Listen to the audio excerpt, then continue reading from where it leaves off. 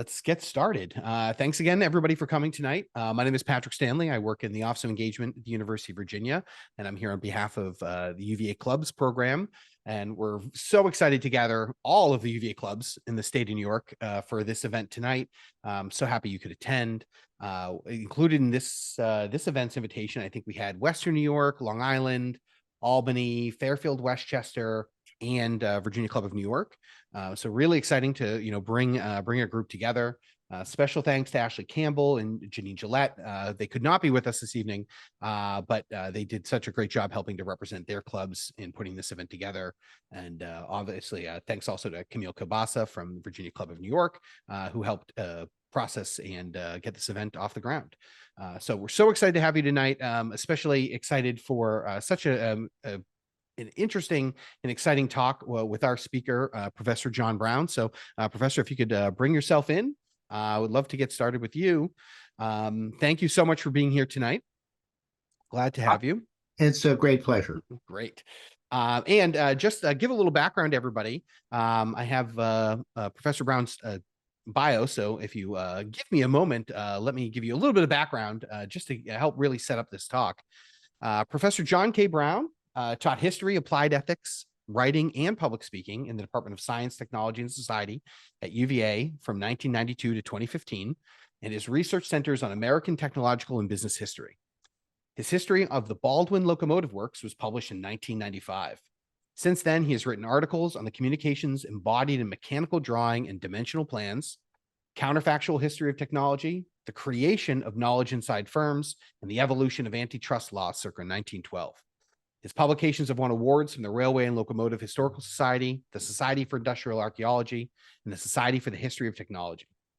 In 2024, the Johns Hopkins University Press published Spanning the Gilded Age, James Eads and the Great Steel Bridge, which you'll hear more about this evening. Professor Brown, thank you so much for joining us tonight. We're thrilled to hear you share with us about the Eads Bridge. Please take it away. So it's great to be here. Thanks to the organizers that made this possible. I was quite pleased to learn a few days ago that at least one of my former students is likely in this audience tonight, which is a great pleasure. And that cues me up for an ironclad rule. The moment you graduated, whoever you are, I am no longer Professor Brown. So you call me Jack. So here we are.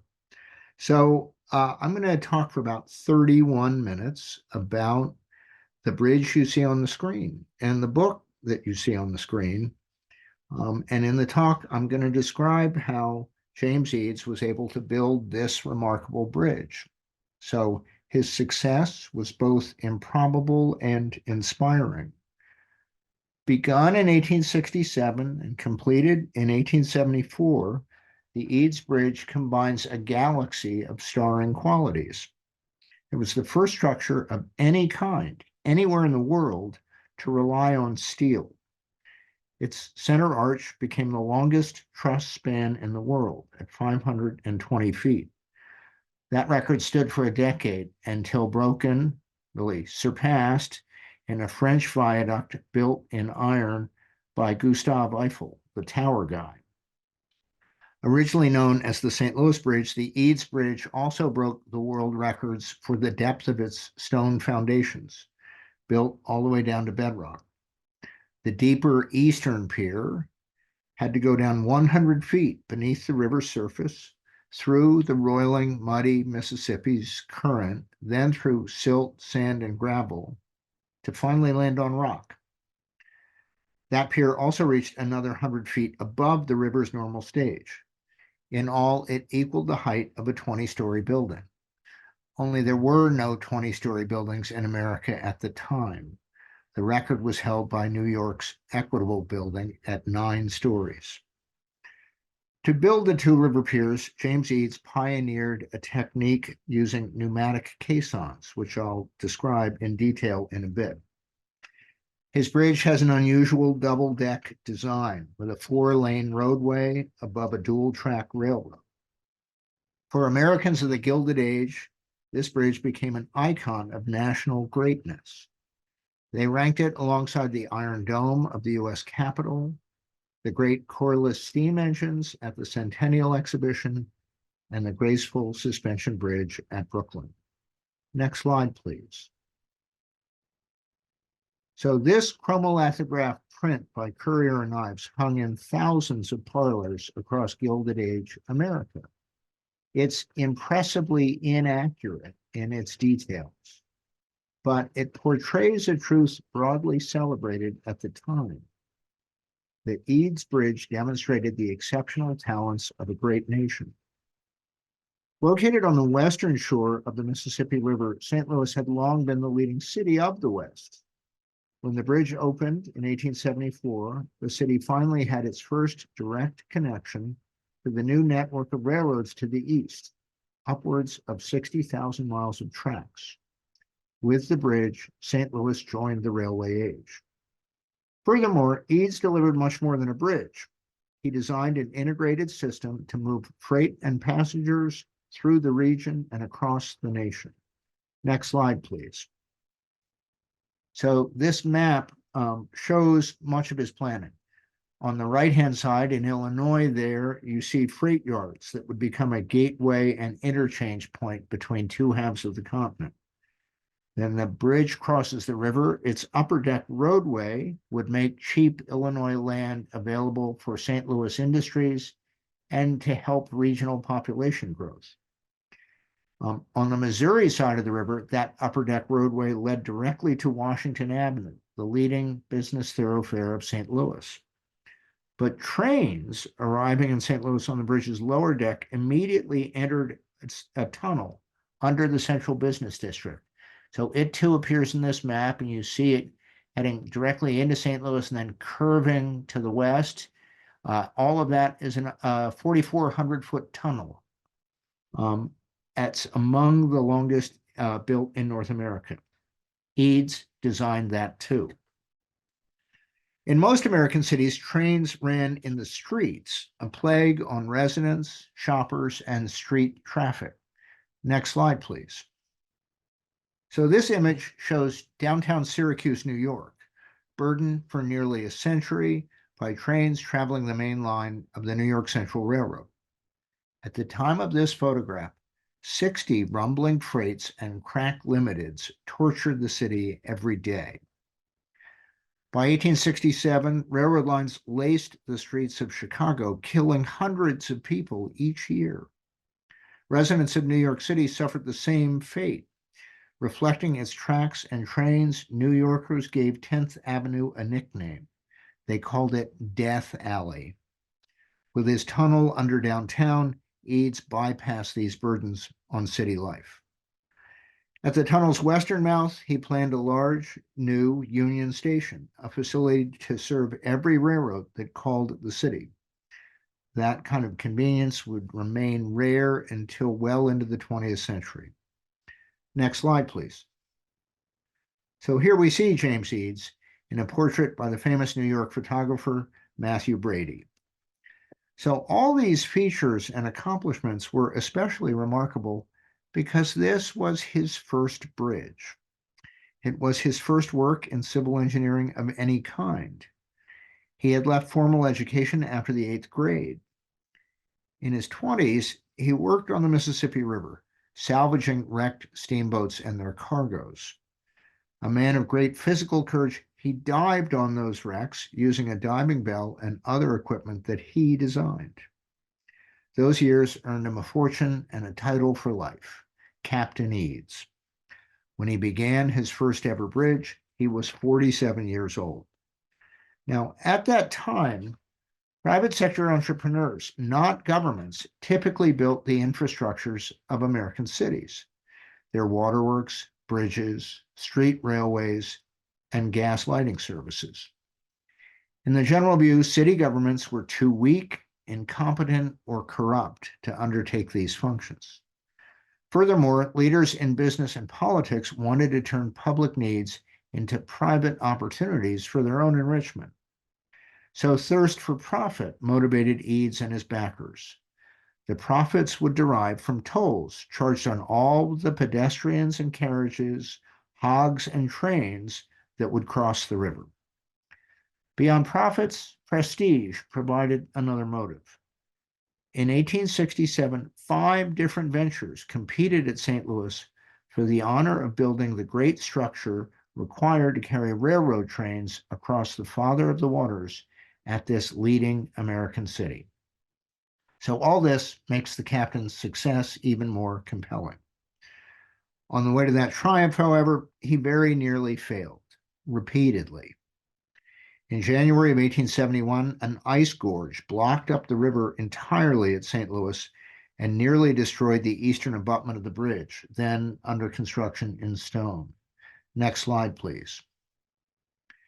So this image shows an ice jam or gorge just upstream of St. Louis.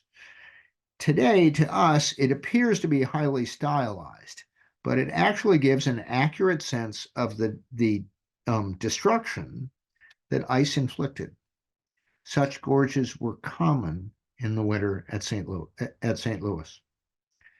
In September of 1873, a man-made calamity blocked the project. As the first arch neared completion, the Army Corps of Engineers ruled that the bridge was an illegal obstruction to navigation.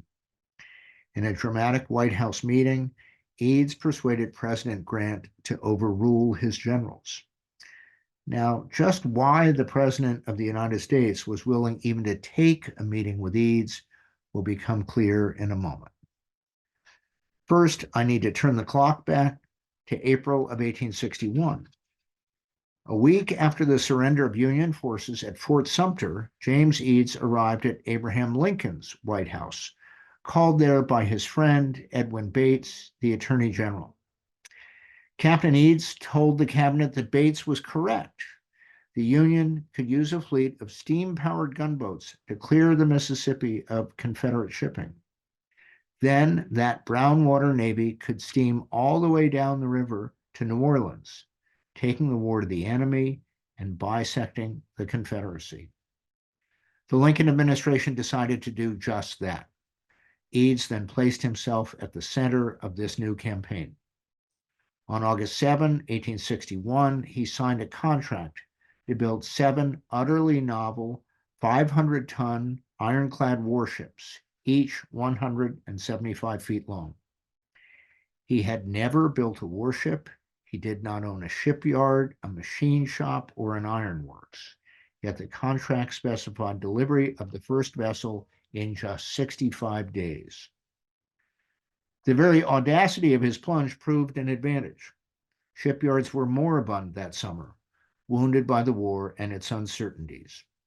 Thousands of skilled tradesmen had been laid off, and Eads would put all that latent capacity to work. Next slide, please.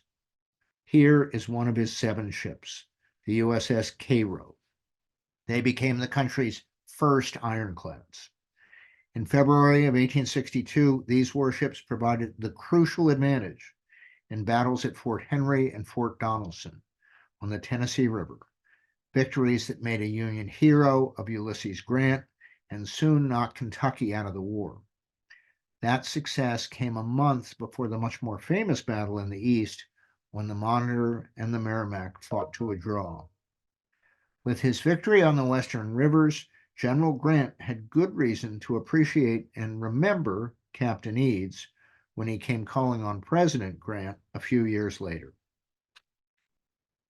By 1867, Eads was fully committed to his bridge project. He would go up against competing ventures with impressive qualifications. Among them, Lucius Boomer had a head start and some notable advantages. Boomer ran a large factory in Chicago that produced wooden and iron bridges with standard parts for roads and railroads across the country. His American Bridge Company was the nation's largest maker of bridges. For his St. Louis entry, Boomer proposed to build one of his standard iron truss bridges. It would have shared many design elements with this American bridge product over the Missouri River at Leavenworth, Kansas. Next slide, please. For his proposed bridge at St. Louis, Boomer planned to use the same iron trusses and tubular iron piers shown here. Furthermore, Boomer had secured an act of the Illinois legislature granting his St. Louis Bridge Company a monopoly for 25 years. Boomer had influential friends and backers associated with a chain of railroad lines connecting Cleveland, Buffalo, and New York City. These B-line promoters saw Boomer's Bridge as their essential link to St. Louis. This competitor matters to my story because top managers at the biggest railroad in the country, the Pennsylvania Railroad, were determined to block Boomer and the B line. The Pennsylvania Railroad had an arch rival, the New York Central, and it had an alliance with the B line. For that reason, the president of the PRR, Edgar Thompson, and his vice president, Tom Scott, decided that James Eads and his proposed bridge could serve as a useful block against the B line. In October of 1867, Scott instructed his protege to cement a link to Eads. Young Andrew Carnegie wrote to Eads that Thompson and Scott had decided that, quote, you and your associates were the men of St. Louis to whom the Pennsylvania Railroad should adhere. I need to clarify here that Carnegie's work at this time focused on executing the investments and schemes of Tom Scott. He would not enter the steel business until 1874. So Carnegie's letter promised an alliance with Eads's St. Louis company, but Thompson and Scott were highly skeptical of the captain's radical pioneering. The letter challenged Eads's commitment to steel, and Carnegie added that Mr. Thompson believes you will have to modify your present plans as you proceed. But for the moment and for President Thompson, only one thing mattered: stopping the B line and the New York Central. As matters played out, this defensive move succeeded. In February of 1868, Boomer withdrew at St. Louis, taking a cash payment of $150,000. That is roughly equal today in purchasing power to $48 million. That payout represented the potential value of his chartered monopoly. After the two St. Louis bridge companies merged, that gift from the Illinois legislature became an asset for Eads. So the audacious captain had pushed Boomer aside, but it remained to be seen if he could build his bridge. Months after vanquishing Boomer and days after publishing his first report as chief engineer, in June 1868, Captain Eads was stricken by, as he wrote a friend, a severe and sudden pulmonary attack. With his life in danger, his doctor ordered a recuperative ocean voyage to Europe and complete rest. While recuperating, he was hardly idle. He met bankers in London, steel makers in Paris, and French engineers building bridges across that country. He recovered from his illness, returned to America in April 1869, and again took command of the project at St. Louis. Now, Eads had a second reason for this European trip. He wanted to learn all that he could about a method to build stone piers down to bedrock. Before he sailed, Eads had read about the technique, and he saw those pneumatic caissons at this bridge under construction in Vichy, France. Next slide, please. As seen here, the Allier River at Vichy was a placid stream, less than 600 feet wide. The caissons here had to descend through 23 feet of silt and muck to land on bedrock. Working on a vastly larger scale and a very difficult site, Eads would introduce this daring technology in North America. Preparing to build his own bridge at Brooklyn, Washington Roebling came to St. Louis, descended 100 feet to the caisson on bedrock, and studied every detail. Here is how it worked. Imagine a large iron box, like a shoebox, but upside down and open at the bottom, like this box, but upside down and open at the bottom. It was 82 feet long, aligned to the river's current, and 60 feet wide. Wooden pilings driven into the riverbed pinned that box into place, floating on the river in the exact spot where the pier would grow. Crews then brought the cut stones to build the piers out to two pontoon boats tied up to the caisson. Next slide, please. So here we see the pontoon boats that built the Western Pier, and you can see the developing stone pier in the middle of this photo. Each pontoon boat had 6 cranes controlled by operators, perched 50 feet above the deck. From their controlled cabins, the crane men lifted the heavy stone blocks off of barges, then placed them into position aboard the caisson, growing a pier. With each new piece of dressed masonry, the pier grew taller while it forced the caisson down, eventually to the riverbed. All designed by Eads, these technologies largely mechanized the ancient art of stone laying. After the caisson landed on the bottom, a compressor on the pontoon boat filled it with air under pressure. Then laborers entered that iron box through an airlock. Next slide, please. So here we see the caisson, well rooted in the sand, with the stone pier above. Note that circular iron staircase built inside the pier. The airlock is at the bottom of the staircase. You see perhaps the letter A.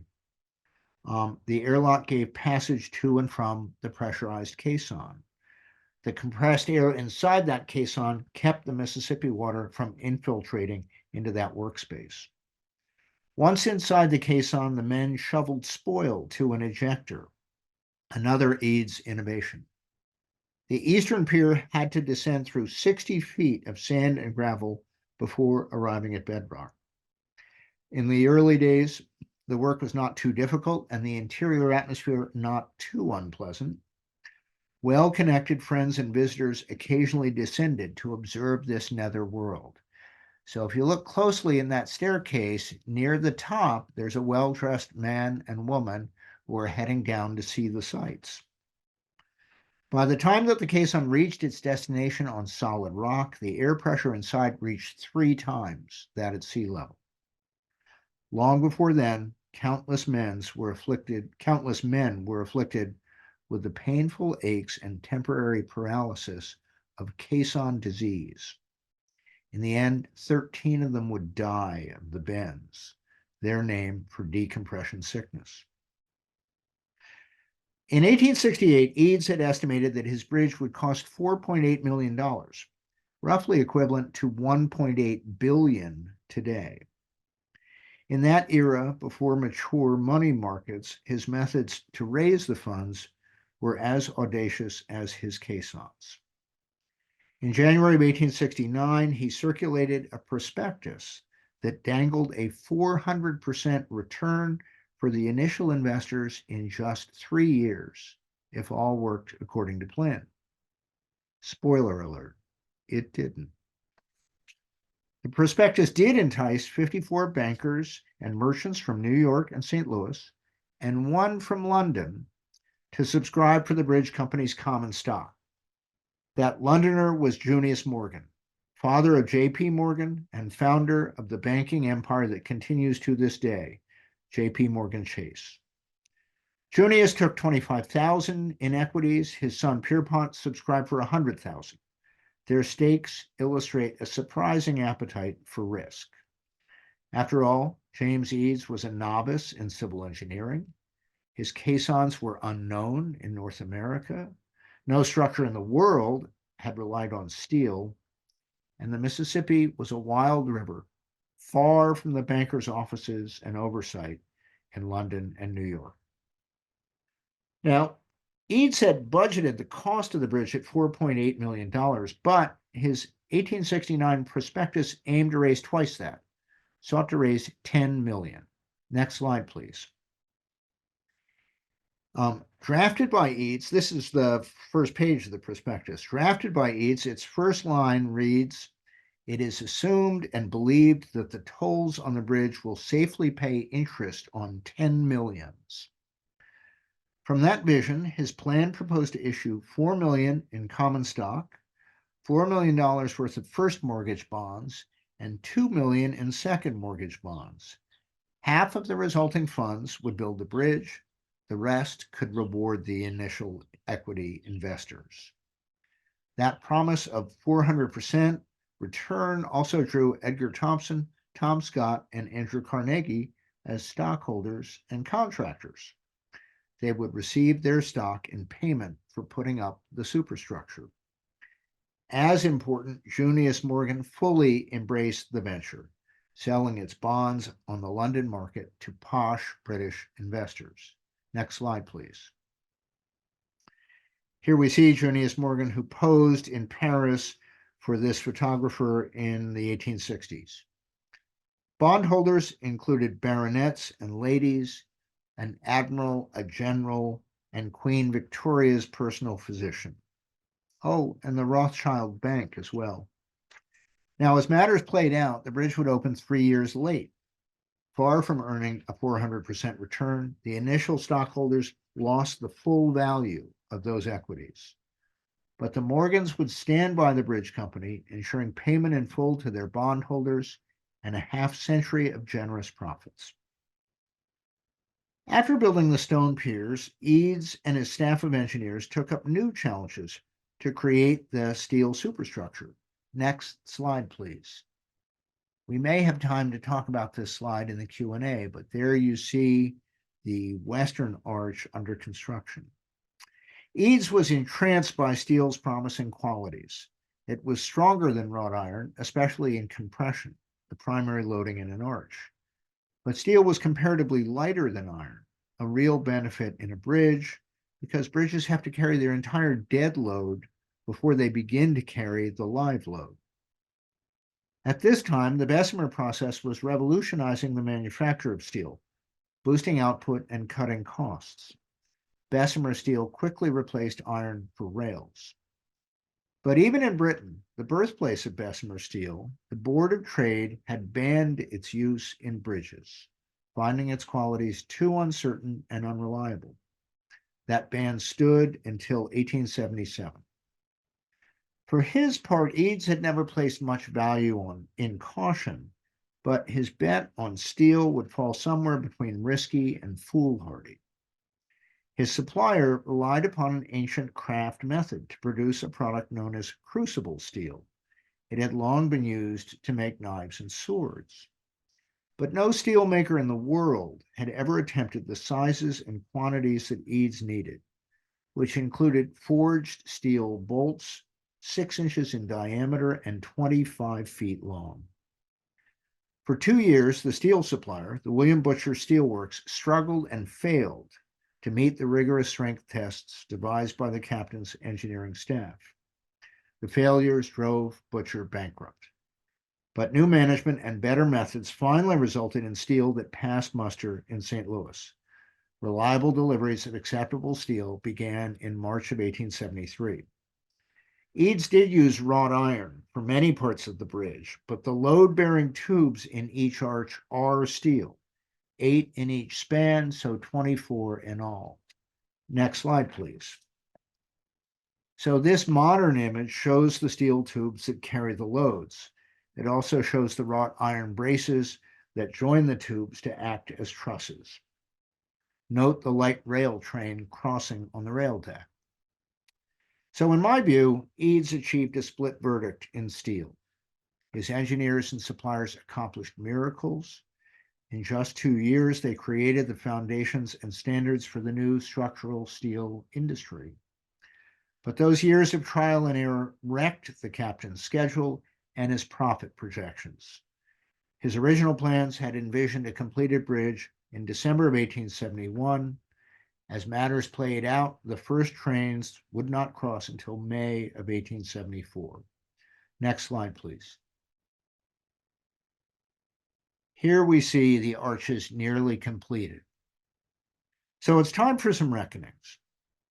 During the first years of construction, Edgar Thompson, Tom Scott, and Andrew Carnegie remained allied to Eads and his company, but they also remained skeptical about his qualifications and his design.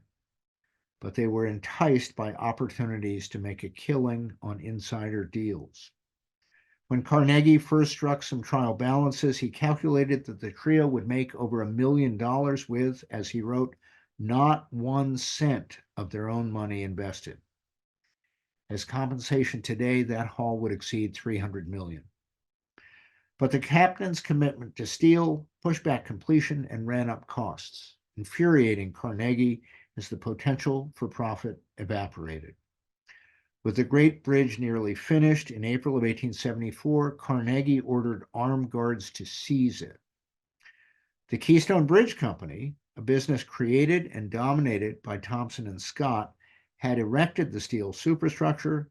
Now Carnegie wanted to ensure that Keystone received all of the monies that Carnegie believed it was due. As matters played out, years of arbitration, lawsuits, and prosecutions for fraud fully obscured the winners and losers here. But surely the key accomplishment again belonged to Eads. He managed to build his own unique vision despite all the problems with steel and much truculent opposition by Keystone. The bridge formally opened on July 4th of 1874, the nation's birthday. The people of St. Louis cheered. They marched in a parade over the river. Local newspapers estimated that procession stretched 14 miles, even as the midday temperature rose to 102 degrees. Reporters from Chicago grudgingly conceded that the parade was damnably long. After its opening, the captain's Illinois and St. Louis Bridge Company immediately excelled at losing money. All the innovations and delays had pushed up costs and ballooned the interest payments due on its bonded debt. Furthermore, by 1874, the entire American economy had fallen into a steep recession. Just 9 months after it opened, the bridge company became the foreclosed ward of the U.S. District Court. By 1880, however, the reorganized company became highly profitable. Just how J.P. Morgan and Jay Gould built that success is detailed in my book. It's a fascinating story that ends up in the United States Supreme Court. That 1912 case established precedents in antitrust law that guide the regulation of network services down to the present. Turning from dollars to design, the Eads Bridge earned rave reviews from the start. Next slide, please. After visiting St. Louis, Walt Whitman wrote, "I have haunted the river every night lately where I could get a look at the bridge by moonlight. It is indeed a structure of perfection and beauty unsurpassable." The bridge has influenced modern architecture broadly.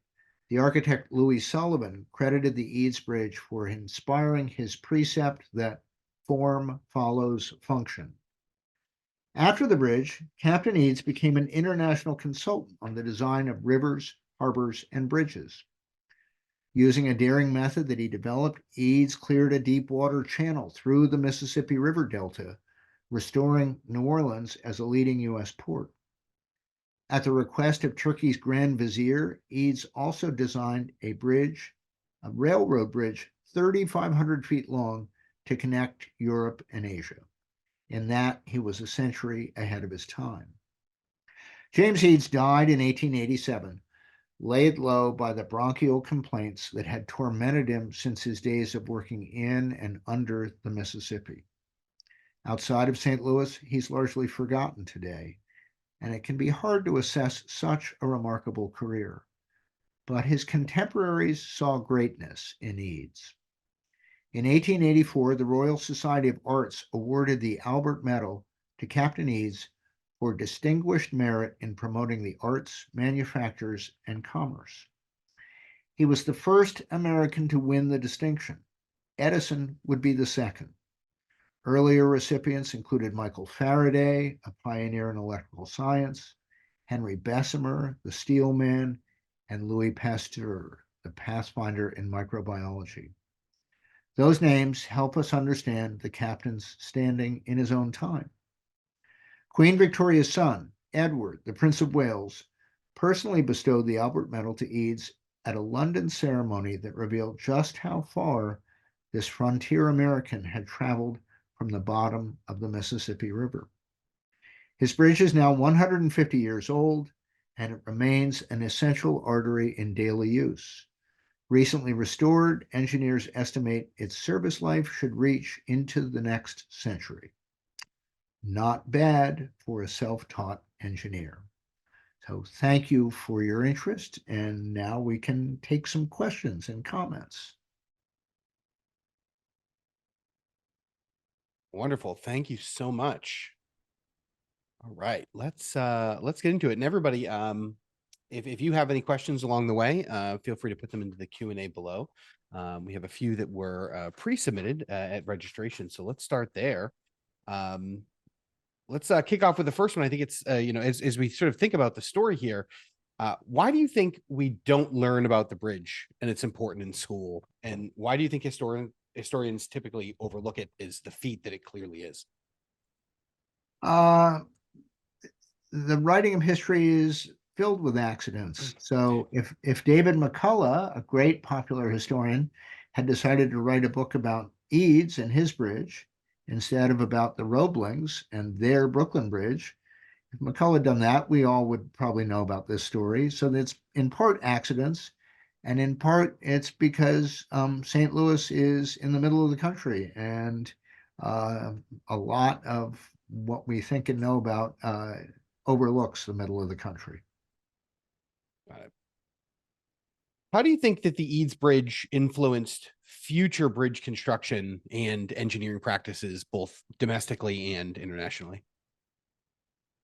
Well, its main influence was, it had many, many influences, but its main influence was the bridge showed engineers and city planners that that bridges could be beautiful. Until Eads's bridge, metal bridges were iron and they were ugly. They were trusses. But Eads showed the world that you could make a great aesthetic accomplishment in a bridge, which clearly was his goal from the start. So that's one way it had an influence. The pioneering in steel mattered a lot. The use of calculus, which was pioneered here in America in this bridge, became a key design tool. So I could go on and on. It proved very influential, and the men who worked as subordinates under Eads went on to have very influential careers. Great, thank you. So thinking about the Brooklyn Bridge as a sort of a contemporary, it was, constructed generally around the same time, but it's being a long span bridge, it was built as a suspension instead of a steel arch. Why do you think Eads chose his design over suspension? So the great need in the 19th century was for bridges to cross rivers to carry railroad trains. So it was the railroad industry that was paying the freight for these bridges, and they were the providing the business. And suspension bridges, like the one in Brooklyn, can't carry railroad trains. The dynamic loads are so overwhelming that the suspension bridges simply are not up to that task.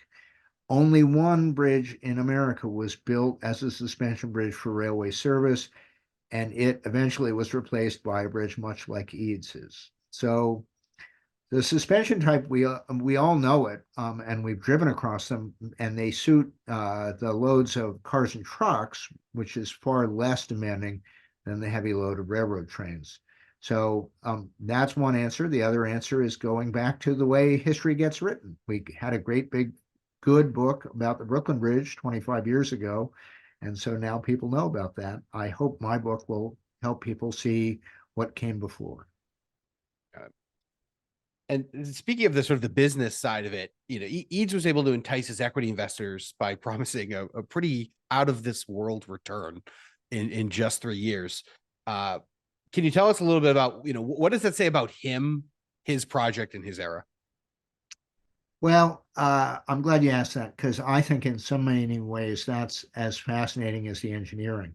The book covers the finance and the engineering. So in the first place, it clearly says this guy is as audacious in finance as he is in engineering design. He's also clearly very charismatic and persuasive, that he gets people to pony up the money. Any project that is promising a 400% return is shouting out, this is risky. You don't offer that kind of return if you don't have to. So the investors knew they were taking a chance, and Eads persuaded them to take that chance. I will say there are modern projects where early investors expect that kind of return. So if you get in early before the IPO, before the public, you can hope to make a killing. So the other issue in finance here was there were no money markets that as we think of today. So Eads had to effectively create a money market to find the money for this bridge. Right. So along that same line, thinking about, essentially the company that this was covered by, uh, the bridge falls essentially into foreclosure very shortly after opening. It sounds like a failure, but at the end of the day, was it? I mean, as you said that, down the line, it reforms and turns into highly successful and profitable. So, how does that sort of juxtaposition work out? So there too, the question's fascinating. Um, so I was in London a week ago and I took the Channel Tunnel from Paris to London. And in many ways, that's a story much like this story. So a very capital intensive project, a great piece of engineering. It, however, it went couldn't compete against the ferries, and it went into foreclosure as well. We don't think the Channel Tunnel is a failure. In the 19th century, bouts of foreclosure and reorganization were very common because of the nature of the economy of that time. But the bridge was highly profitable for well over a half century. It remains in use after 150 years. Uh, so it's kind of hard to call it a failure Mhm. in those terms. That's how I would answer that question.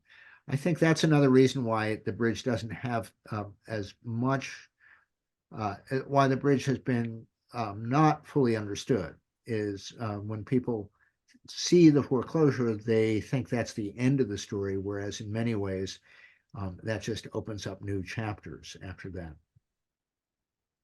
So thinking about this as sort of the story of the bridge as a whole, how do you see that as being a reflection on its relevance today? Well, there's a whole bunch of ways. Well, let me say, so I taught history in the engineering school. So I started out with the theory that anything we were going to cover, I had to show some relevance. Why would you care about this today? So this story, which sounds like it's 150 years old, ancient history, has all sorts of modern relevance. So I described briefly a Supreme Court case where the Supreme Court approved of the bridge as a legal monopoly. Well, that principle, introduced in 1912, is known as essential facilities. It governs the regulation of network services like internet service providers down to the present. So the bridge was a precedent in law.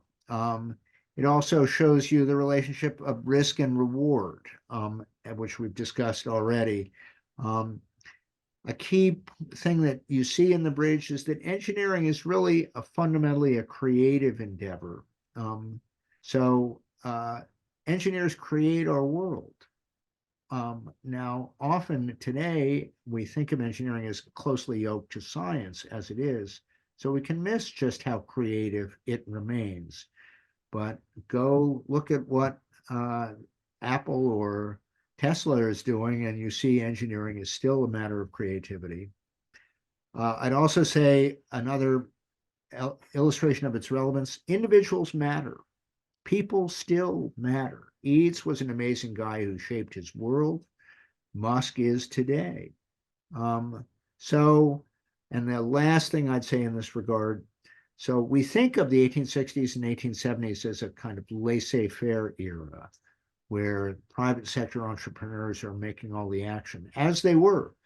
But government at the local, state, and federal level were involved in this project throughout. Eads needed that support, and government remains key to this day. So there's a lot of modern relevance in the story. Great. We have a question in the chat I'll go to. Interesting that Carnegie went from fighting Eads' push for the use of steel to making a fortune selling steel. Can you comment on that? So Carnegie, along with many, many people, believed steel would be the new thing. And keep in mind, in Britain, Bessemer steel is 20 years ahead of developments. Britain is 20 years ahead of developments in the US. So steel clearly is going to happen. Carnegie gets kind of burned in this bridge project, but he will work through with other investors the challenges of making Bessemer steel for rails. So, but Carnegie famously said across his career that pioneering doesn't pay. So he saw in the bridge project all the ways in which being an innovative pioneer would prove costly. And so, in some measure, his later success grew directly out of the challenges in this bridge. Great, thank you. Another chat question. This one is funny thinking about the steps of his life, but the question is: each step of the way, Eads seems to succeed with relatively little experience in what the endeavor he's about to participate in. Is this all charisma? Like, what got him there? Like, how is he able to get over the hump with people to get them to get him there? Right. Oh, I think that's great insight. Yes, an awful lot of it is charisma. An awful lot of it is self-confidence.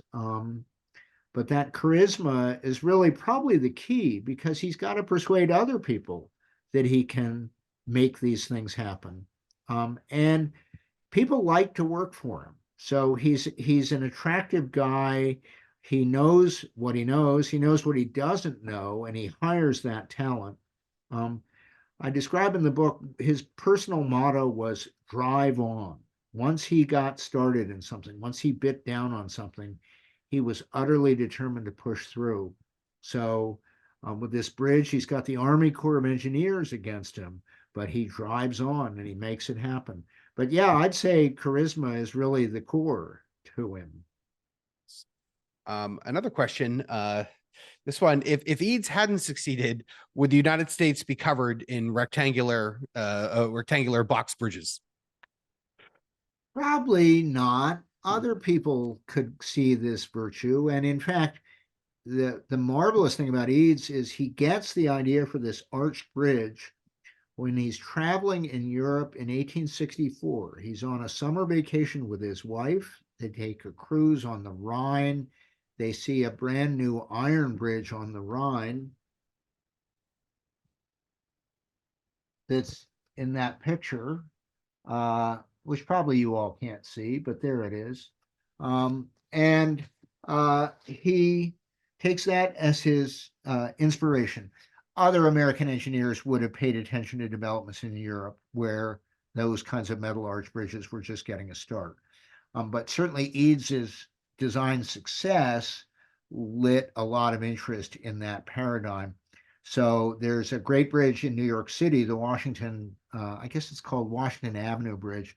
It connects Manhattan to the Bronx, and it grew directly out of Eads's success in St. Louis, as did a new bridge over the Niagara Gorge.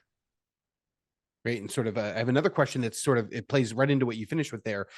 Is there a school of engineering and design that has sort of come out of Eads, of sort of a generation of followers who sort of took up what he was doing and built upon it?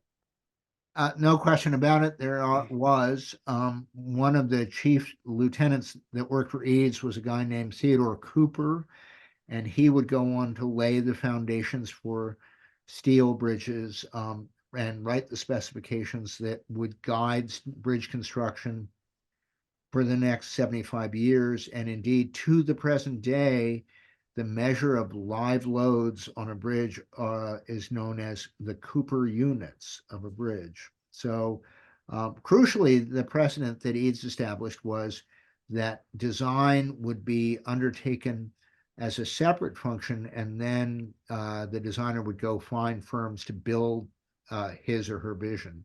And that still is the case today. Great. Another question: why do you think it was named the Eads Bridge and not the St. Louis Bridge? Did his charisma play a role? Well, it was first named the St. Louis Bridge. And that's what people called it until the 1890s. And in the 1890s, St. Louis got a second bridge. So After 25 years or so, St. Louis finally had a second bridge over the river. So they couldn't keep calling the first one the St. Louis Bridge. And so very, very seamlessly, the first one became the Eads Bridge in the 1890s, as it remains. Yeah, thank you. Another question just came in. Engineering education and licensure is currently very rigorous and specialized. In your experience as a professor, do you foresee a future of institutions producing well-rounded Renaissance engineers? No, but I wish that I was wrong. I don't foresee that. Uh, and the imperatives to produce technically competent people are so strong that I think they overwhelm any goal of producing a broadly trained Renaissance engineer. But that doesn't mean, well, let me be positive. Those people who aspire to that breadth of vision and training are therefore rare and valued. So it's a trait worth having. And do you see enrollment for civil engineering increasing or decreasing? I'm not fully up to date on that set of issues. I know that in engineering schools, civil engineering is not the glamour field that it once was, and so I think that is a factor.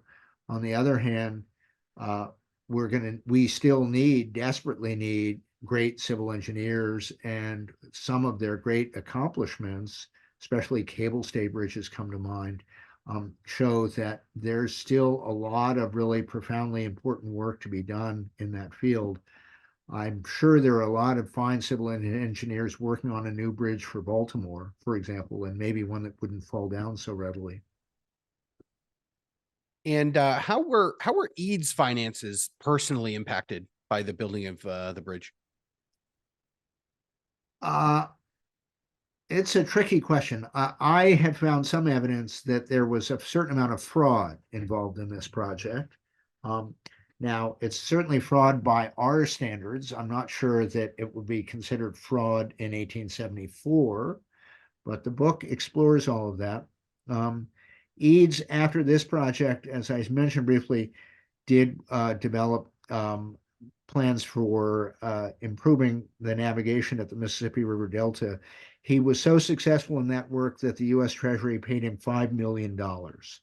So that's serious, serious money in the time. So Eads did not lack for an income. He came out well, pretty much, I think, invariably.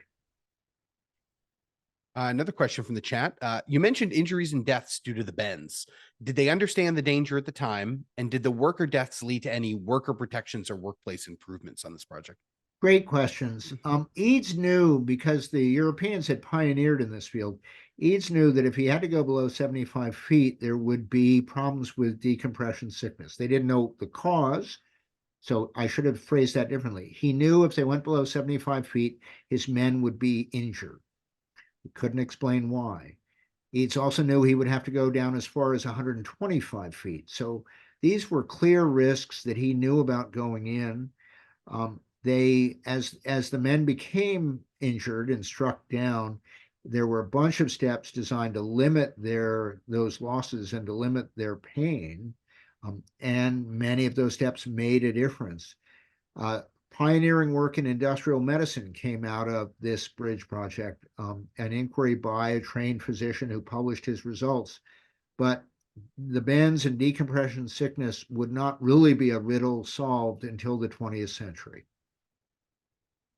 Thank you. Okay, I think we have two more questions. The first one is, I think probably regarding to the safety test. An elephant crossing the bridge is an interesting safety test. Was this common during the time and something people actually considered a good measure of safety to the general public? So it's so picturesque. Of course, you got to talk about the elephant test. But what that's referring to is that after the bridge was finished, there's a bunch of testing that the engineers do to make sure that it will carry the loads required.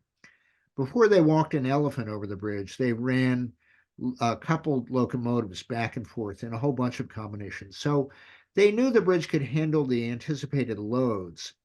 They put an elephant over it, not because of his weight, but because of his wisdom. So people of that era believed that elephants were inherently wise and that they would never venture onto any structure that was unsafe, that they had that innate sense. So the elephant test meant that the bridge, if an elephant was not worried, then people should not be worried. Perfect. All right. I think we have just time for this final question. Let me just make sure I get it exactly right. Uh, was this a Ponzi scheme? Knowing that twice as much money would be raised to pay out the initial investors, what was it ultimately, as we would think of today, a scheme like that? No, it really wasn't a Ponzi scheme. So keep in mind that the investors are they're not little grandmas who are unwitting. These are really smart players in finance, and they are willing to invest because they really have confidence in the broader future of St. Louis and the country. And indeed, the bridge does pay off all the bondholders. So the initial equity investors lose their share, which is about a third of the total cost. But even they, many of them, were able to recoup that by their holdings in bonds. So it's a fair question to ask, Yes. but and no other historian has ever examined how these things got financed in the 19th century. But I have reason to think this was pretty widespread and that it was used not because it ripped people off, but it was a system, a method that raised money and got things built. Great. Okay. Well, thank you so much. I think that's all the questions. Maybe can you take a minute and tell us a little bit more about your book? Well, the book is the work of many years. It has 85 illustrations. I negotiated with the press so that I could have 85 pictures instead of 30. Um, and it has 10 chapters. And it was really my goal to write a popular history. So, and I took, among others, David McCullough's work as a model. And I think the text is about 230 pages, maybe. Um, so I have found people like it and they think it's accessible and interesting. And that's in part because of Eads. So yeah. So can we go to a slide showing people how they might get the book? There we go, right Yes. there. So for those of you who are still with us, this is how you can get a copy. You'll see there are booksellers listed on this slide, but you can buy a copy direct from me. And if you read the comments, Patrick's put up some additional information about how you could buy direct from me. I'd need an email from you, and I give my email address. And my Patrick in the comments has put up my Venmo handle. So send me, if you want to buy the book, send me an email. And I will be happy to send you a signed copy. I'll be happy to include a suitable inscription. Um, please make arrangements to pay me on Venmo. The coordinates are there, and the price, $40, includes tax and shipping. Gotta say, makes a great Christmas gift. So you can feel free to reach me by email or phone, and we'll make this happen. Wonderful. Well, thank you so much for tonight. This was a fascinating discussion. We appreciate you giving your time to us tonight. And thanks to everybody out from the UVA clubs in New York for joining us. And we hope to see you at another event in the future with UVA clubs. Thanks to you all. Appreciate it very much. Thank you.